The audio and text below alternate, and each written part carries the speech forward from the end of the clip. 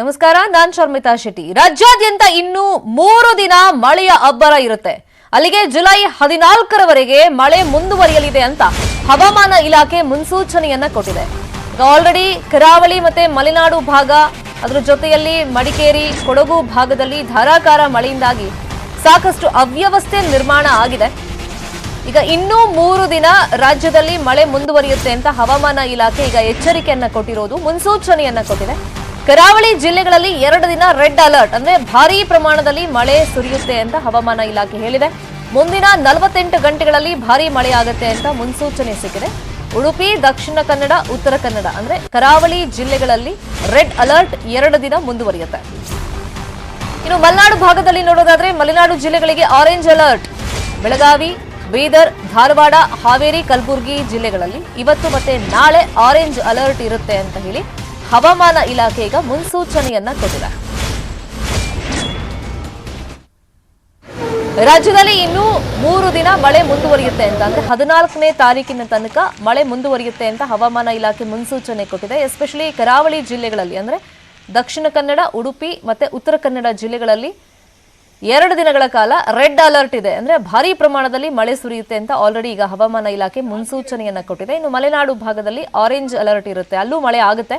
ಹಾಗಾಗಿ ಮುನ್ನೆಚ್ಚರಿಕೆ ವಹಿಸಬೇಕು ಆ ಭಾಗದಲ್ಲಿ ಜನರು, ನಾಗರಿಕರು ಅಂತ ಹವಾಮಾನ ಇಲಾಖೆ ಮುನ್ಸೂಚನೆಯನ್ನ ಕೊಟ್ಟಿದೆ. ಇದಿಷ್ಟೇ ಅಲ್ಲ, ಬೆಳಗಾವಿ, ಬೀದರ್, ಧಾರವಾಡ, ಹಾವೇರಿ, ಕಲಬುರಗಿ ಭಾಗದಲ್ಲೂ ಆರೆಂಜ್ ಅಲರ್ಟ್ ಇರುತ್ತೆ ನಾಳೆ ತನಕ ಅಂತ ಹವಾಮಾನ ಇಲಾಖೆ ಮುನ್ಸೂಚನೆಯನ್ನ ಕೊಟ್ಟಿರೋದು. ಸೊ ಹಾಗಾಗಿ ಈ ಎಲ್ಲ ಭಾಗದಲ್ಲಿ ಜನ ಸ್ವಲ್ಪ ಅಲರ್ಟ್ ಆಗಿರಬೇಕು. ಯಾಕಂದ್ರೆ ಅಧಿಕಾರಿಗಳು ಅಥವಾ ಸರ್ಕಾರದ ಕಡೆಗೆ ಬೊಟ್ಟು ಮಾಡ್ಕೊಂಡು ಕೂತ್ಕೊಂಡ್ರೆ ಆಗಲ್ಲ.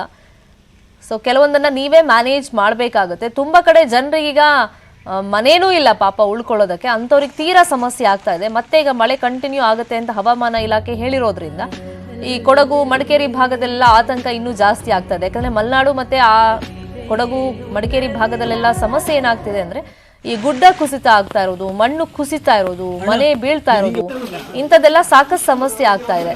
ಒಂದ್ ಸ್ವಲ್ಪ ಸುಧಾರಿಸ್ಕೊಳ್ಳೋಣ ಅಂತ ಹೇಳಿದ್ರು ಮಳೆ ಅದಕ್ಕೆ ಅವಕಾಶ ಮಾಡಿಕೊಡ್ತಾ ಇಲ್ಲಲ್ಲ. ಹಾಗಾಗಿ ತುಂಬಾ ಜನಕ್ಕೆ ಸಮಸ್ಯೆ ಆಗ್ತಾ ಇದೆ.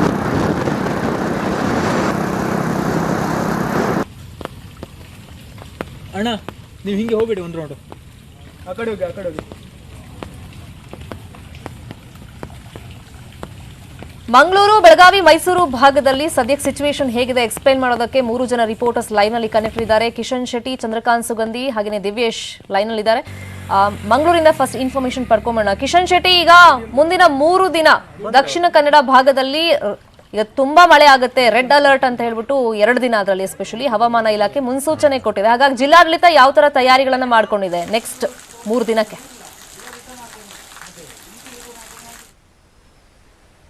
ಶರ್ಮಿತಾ, ಕಳೆದ 7 ದಿನಗಳಿಂದ ದಕ್ಷಿಣ ಕನ್ನಡ ಜಿಲ್ಲೆಯಲ್ಲಿ ನಿರಂತರ ಮಳೆ ಆಗ್ತಿದೆ. ಆದರೆ ನಿನ್ನೆ ಮತ್ತು ಇವತ್ತಿನ ವಾತಾವರಣ ನೋಡಿದಾದ್ರೆ ಮಳೆ ಸ್ವಲ್ಪ ಮಟ್ಟಿನ ಬಿಡುವನ್ನು ಕೊಟ್ಟಿದೆ. ಹಾಗಾಗಿ ನದಿ ಮತ್ತು ಹೊಳೆಗಳಲ್ಲಿ ನೀರಿನ ಪ್ರಮಾಣ ಕೂಡ ಸ್ವಲ್ಪ ಇಳಿಕೆ ಆಗ್ತಾ ಇದೆ. ಮತ್ತೆ ಆದರೆ ಹವಾಮಾನ ಇಲಾಖೆ ಮತ್ತೆ 2 ದಿನಗಳ ಕಾಲ ರೆಡ್ ಅಲರ್ಟ್ ಅನ್ನ ಇಡೀ ಜಿಲ್ಲೆಯಲ್ಲಿ ಘೋಷಣೆ ಮಾಡಿರುವಂಥದ್ದು. ಹಾಗಾಗಿ ಜಿಲ್ಲೆಯ ಜನ ಎಚ್ಚರಿಕೆಯಿಂದ ಇರಬೇಕೆಂಬ ಮನವಿಯನ್ನು ಕೂಡ ಜಿಲ್ಲಾಡಳಿತ ಮಾಡಿದೆ. 1 ವಾರದ ನಿರಂತರ ಮಳೆಯಿಂದಾಗಿ ಸಾಕಷ್ಟು ಹಾನಿಗಳು ಕೂಡ ಇಡೀ ಜಿಲ್ಲೆಯಲ್ಲಿ ಆಗಿರುವಂಥದ್ದು. ಅಲ್ಲಲ್ಲಿ ಭೂಕುಸಿತ ಪ್ರಕರಣ ಕೂಡ ಆಗ್ತಾ ಇದೆ ಮತ್ತು ಹೊಳೆಯ ನೀರು ಮತ್ತು ನದಿಯ ನೀರು ಹೆಚ್ಚಾಗಿ ಹಲವು ಮನೆಗಳಿಗೆ ನೀರು ಕೂಡ ನುಗ್ಗಿದೆ. ಅವರಿಗೆ ಪರಿಹಾರ ಕಾರ್ಯ ಮಾಡೋಕೆ ಈಗ ಜಿಲ್ಲಾಡಳಿತ ಒಂದು ಸನ್ನದ್ಧರಾಗಿರುವಂಥದ್ದು ಮತ್ತು ಆ ತಂಡ ಈಗ ಎಲ್ಲ ಪ್ರದೇಶಗಳಿಗೆ ಹೋಗಿ ಭೇಟಿ ನೀಡಿ ವರದಿಯನ್ನು ಕೂಡ ಆಗ್ತಾ ಇದೆ.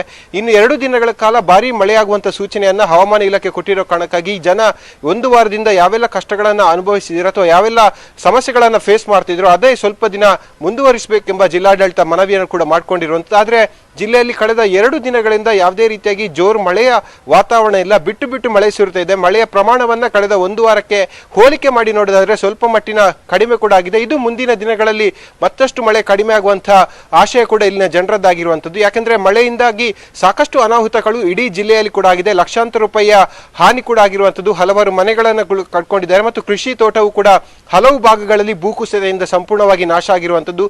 ಎಲ್ಲ ನಾಶ ಆದಂತಹ ಪರಿಹಾರವನ್ನ ಅಥವಾ ನಾಶ ಆದಂತಹ ನಷ್ಟದ ಮೊತ್ತವನ್ನು ಕೊಡೋಕೆ ಈಗ ಜಿಲ್ಲಾಡಳಿತ ಸಿದ್ಧತೆಗಳು ಕೂಡ ಮಾಡಿಕೊಂಡಿದೆ ಮತ್ತು ನಾಳೆ ಸಿಎಂ ಕೂಡ ದಕ್ಷಿಣ ಕನ್ನಡ ಜಿಲ್ಲೆಗೆ ಬರುವಂತ ಕಾರ್ಯಕ್ರಮ ಕೂಡ ಇರುವಂತದ್ದು. ಹಾಗಾಗಿ ಎಲ್ಲ ರೀತಿಯ ಸಿದ್ಧತೆಗಳನ್ನು ಕೂಡ ಜಿಲ್ಲಾಡಳಿತ ಸದ್ಯಕ್ಕೆ ಮಾಡಿಕೊಂಡಿರುವಂತದ್ದು. ಶರ್ಮಿತಾ, ಪ್ಲೀಸ್ ಬಿಯಾನ್ ಕಿಶನ್ ಶೆಟ್ಟಿ, ಇನ್ನು ಬೆಳಗಾವಿ ಭಾಗದಲ್ಲಿ ಸದ್ಯಕ್ಕೆ ಸಿಚುವೇಶನ್ ಹೇಗಿದೆ ಎಕ್ಸ್ಪ್ಲೇನ್ ಮಾಡೋದಕ್ಕೆ ಚಂದ್ರಕಾಂತ್ ಸುಗಂಧಿ ಲೈವ್ ನಲ್ಲಿ ಕನೆಕ್ಟೆಡ್ ಇದ್ದಾರೆ. ಚಂದ್ರಕಾಂತ್ ಸುಗಂಧಿ, ಆಗ್ಲೇ ನಾವು ಉಸ್ತುವಾರಿ ಸಚಿವರ ಬಗ್ಗೆ ಪ್ರಶ್ನೆ ಮಾಡ್ತಾ ಇದ್ವಿ. ಅಟ್ಲೀಸ್ಟ್ ಈಗಲೇನಾದ್ರೂ ಸ್ಪಂದಿಸ್ತಾ ಇದ್ದಾರಾ, ಅದ್ರ ಬಗ್ಗೆ ಏನಾದ್ರೂ ಇನ್ಫಾರ್ಮೇಶನ್, ಲೇಟೆಸ್ಟ್ ಅಪ್ಡೇಟ್? ಅದರ ಜೊತೆಯಲ್ಲಿ ಈಗ ಮುಂದಿನ 3 ದಿನ ರಾಜ್ಯದಲ್ಲಿ ಮಳೆ ಆಗುತ್ತೆ, ಅದರಲ್ಲಿ ಬೆಳಗಾವಿನೂ ಕೂಡ ಇದೆ.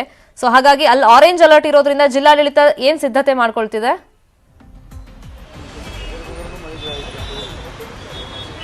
ಶರ್ಮಿತಾ ಶೆಟ್ಟಿ, ಈಗಾಗಲೇ ಕಳೆದ 12 ದಿನಗಳಲ್ಲಿ ಕೂಡ ಬೆಳಗಾವಿಯಲ್ಲಿ ಆರೆಂಜ್ ಅಲರ್ಟ್ ಇರತಕ್ಕಂಥದ್ದು ಮತ್ತು ನಿರಂತರವಾಗಿ ಮಳೆ ಆಗ್ತಿದೆ. ಯಾಕಂದ್ರೆ ಬೆಳಗಾವಿಯಲ್ಲಿ 1 ಗಂಟೆಯೂ ಕೂಡ ಬಿಡು ಕೊಡದಂತೆ ನಿರಂತರವಾಗಿ ತುಂತುರು ಮಳೆ ಆಗ್ತಕ್ಕಂಥದ್ದು. ಇದು ಸಾಕಷ್ಟು ಪ್ರಮಾಣದಲ್ಲಿ ನೀರು ಜಲಾಶಯಗಳಿಗೆ ಹರಿದು ಬರ್ತಿವೆ. ಇನ್ನು ಜೊತೆಗೆ ಇನ್ನೂ ಸಾಕಷ್ಟು ಮಳೆಯ ಪ್ರಮಾಣ ಆಗಬೇಕಂದ್ರೆ ಕಳೆದ ವರ್ಷ ಮತ್ತು ಅದರ ಹಿಂದಿನ ವರ್ಷ ನಾವು ನೋಡಿದ್ರೆ ಮೇ ಜೂನ್ ನಲ್ಲಿ ಮಳೆ ಆಗಿತ್ತು. ಜೊತೆಗೆ ಜುಲೈನಲ್ಲಿ ಮಳೆ ಆದ ತಕ್ಷಣಕ್ಕೆ ಜಲಾಶಯಗಳು ಭರ್ತಿಯಾಗಿದ್ರು. ಆದರೆ ಈ ಬಾರಿ ಪರಿಸ್ಥಿತಿ ಆಗಿಲ್ಲ. ಯಾಕಂದ್ರೆ ಕಳೆದ 12 ದಿನಗಳಿಂದ ಮಾತ್ರ ಬೆಳಗಾವಿ ಮತ್ತು ಪಶ್ಚಿಮ ಘಟ್ಟ ಪ್ರದೇಶದಲ್ಲಿ ಮಳೆ ಆಗ್ತಿರೋದ್ರಿಂದ ಇನ್ನು ಜಲಾಶಯಗಳು ಕೂಡ ಇನ್ನೂ ಅರ್ಧದಷ್ಟು ಕೂಡ ಭರ್ತಿಯಾಗಿಲ್ಲ. ಯಾಕಂದ್ರೆ ಮಲಪ್ರಭಾ ನದಿಗೆ ಕೇವಲ 10,000 ಕ್ಯೂಸೆಕ್ ನೀರು ಇವತ್ತು ಹರಿದು ಬರ್ತಾ ಇದ್ರೆ, ಮತ್ತೊಂದು ಕಡೆ ಘಟಪ್ರಭಾ ಜಲಾಶಯಕ್ಕೆ 28,000 ಕ್ಯೂಸೆಕ್ ನೀರು ಹರಿದು ಬರ್ತಾ ಇದೆ. ಮತ್ತೊಂದು ಕಡೆ ಕೃಷ್ಣಾ ನದಿಗೆ ಮಹಾರಾಷ್ಟ್ರದಿಂದ 80,000ಕ್ಕೂ ಹೆಚ್ಚು ಕ್ಯೂಸೆಕ್ ನೀರು ಹರಿದು ಬರ್ತಿರ್ತಕ್ಕಂಥದ್ದು. ವೇದಗಂಗಾ ನದಿಯ ಪಾತ್ರದಲ್ಲಿ ಕೆಲ ಸಮಸ್ಯೆಗಳನ್ನು ಬಿಟ್ಟರೆ ಬೆಳಗಾವಿ ನದಿಯಿಂದ ಯಾವುದೇ ರೀತಿ ಬೆಳಗಾವಿ ಜಿಲ್ಲೆಯಲ್ಲಿ ಪ್ರವಾಹ ಸ್ಥಿತಿ ನಿರ್ಮಾಣವಾಗಿಲ್ಲ. ಮತ್ತೊಂದು ಕಡೆ ಇನ್ನು ನಿರಂತರವಾಗಿ ಮಳೆಯಿಂದ ಈಗಾಗಲೇ ಬೆಳಗಾವಿಯ ಖಾನಾಪುರ ತಾಲೂಕು ಮತ್ತು ಕಿತ್ತೂರು ತಾಲೂಕಿನಲ್ಲಿ 20ಕ್ಕೂ ಹೆಚ್ಚು ಮನೆಗಳು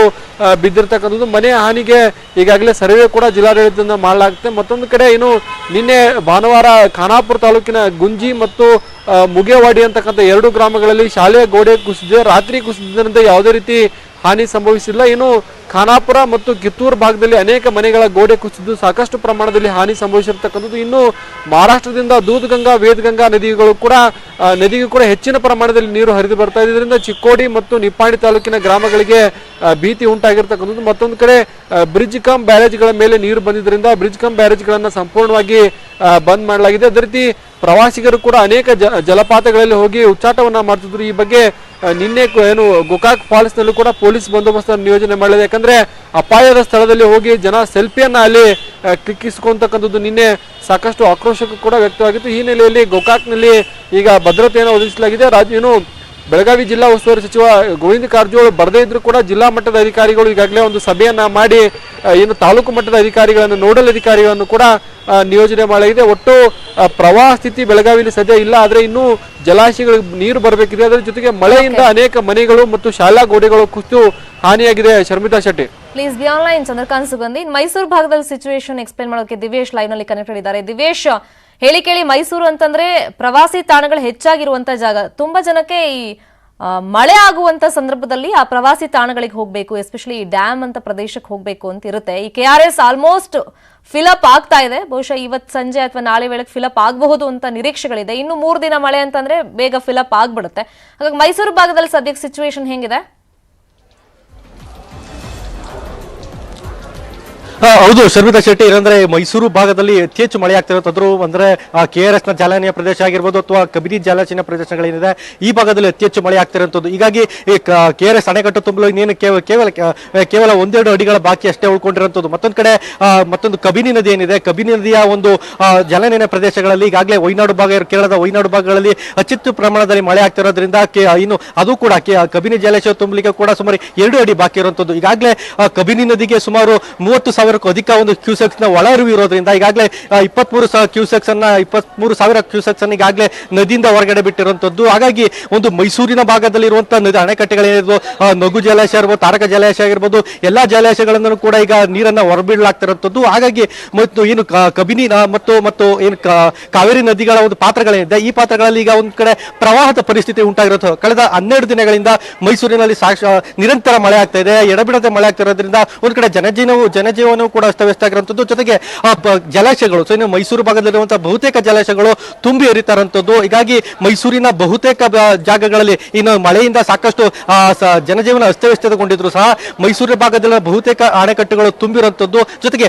ಪ್ರವಾಸಿ ಕೇಂದ್ರಗಳಂತ ಏನ್ ಕರೀತಿದ್ದು ಆ ಪ್ರವಾಸಿ ಕೇಂದ್ರಗಳಿಗೆ ಈ ಅತಿಯಾದ ಮಳೆಯಿಂದಾಗಿ ಕೂಡ ಇಲ್ಲೊಂದ್ ಕಡೆ ಸಾರ್ವಜನಿಕರ ಆಗಮನ ಕೂಡ ಕಡಿಮೆ ಆಗಿರುವಂತದ್ದು. ಆದ್ರೂ ಸಹ ಅಲ್ಲಲ್ಲಿ ಒಂದು ಮಳೆಗಳು ಕಡಿಮೆ ಆದಂತಹ ಸಂದರ್ಭದಲ್ಲಿ ಸಾರ್ವಜನಿಕರ ಆಗಮನ ಹೆಚ್ಚಾಗಿ ಕಂಡು ಬರ್ತಾ ಇರೋದು ನಾವು ಗಮನಿಸಬಹುದು. ಶರ್ಮಿತಾ ಶೆಟ್ಟಿ, ಥ್ಯಾಂಕ್ ಯು ದಿವೇಶ್ ತಮ್ಮೆಲ್ಲ ಇನ್ಫಾರ್ಮೇಶನ್ಗೆ. Thank you so much. Chandrakant Sugandhi ತಮ್ಮೆಲ್ಲ ಇನ್ಫಾರ್ಮೇಶನ್ಗೆ thank you so much. Kishan Shetty ತಮ್ಮೆಲ್ಲ ಅಪ್ಡೇಟ್ಸ್ಗೆ.